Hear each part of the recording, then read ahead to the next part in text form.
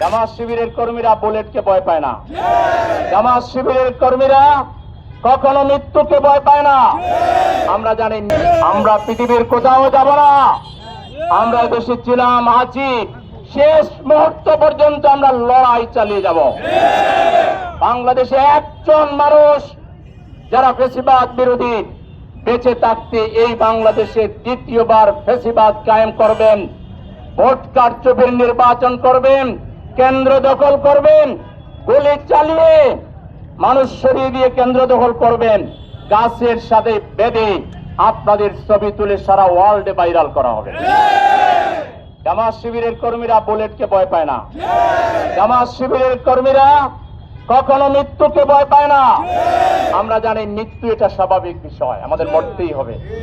সুতরাং গুলি করে কোনো লাভ হবে না, সন্ত্রাস করে কোনো লাভ হবে না, বাহাদুরি করে কোনো লাভ হবে না।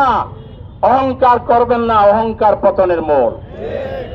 অনেকেই আছেন খুব সুখ স্বপ্ন দেখছেন যে ক্ষমতায় গিয়ে সবার মাথা মুন্ডু করে দিবেন। ক্ষমতায় যেতে পারেন কিনা দোয়া ইউনূস ভালো করে পড়েন। এত সোজা না। জাতি জেগে উঠেছে। এই জাতি আর চাঁদাবাজদেরকে কখনো ক্ষমতায় আসতে দেবে না, সন্ত্রাসীদেরকে ক্ষমতায় আসতে দেবে না, ফ্যাসিবাদের দালালদেরকে ক্ষমতায় আসতে দেবে না, ভারতের গোলামি করে কাউকে ক্ষমতায় আসতে দেবে না। সুতরাং আমরা আজকে পরিষ্কার সরকারকে জানিয়ে দিচ্ছি, আগামী 24 ঘন্টার ভিতরে যদি হামলাকারী এবং তাদের গডফাদারদেরকে আপনারা চিহ্নিত করে অগ্রসর হতে না পারেন, আর দেশে যদি কোনো অস্থিতিশীল পরিস্থিতি তৈরি হয়, এর জন্য ইউনূস সরকারের প্রশাসনকে দায় নিতে হবে। সেজন্য আমরা সরকারকে আজকে অত্যন্ত দৃঢ়তার সহিত কড়া ভাষায় আপনাদের এই যে মিঠা মিঠা কথা, এই মিঠা বলি দিয়ে কোনো কাজ হবে না। আপনারা অত্যন্ত শক্ত হইতে হবে।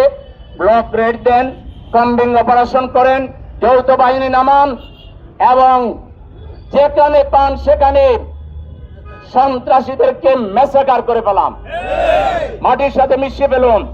বাংলাদেশে আর কোন সন্ত্রাসবাদ চলবে না, বাংলাদেশে আর কোন গুলি চলবে না। এগুলো বন্ধ করতে হবে সরকারকে। আর বন্ধ না করতে পারলে আপনাদের ক্ষমতায় থাকার দরকার কেন? এজন্য আমরা আজকে শান্তিপূর্ণভাবে বিক্ষোভ মিছিল করব। এই মিছিলের 3টা মেইন স্লোগান হবে।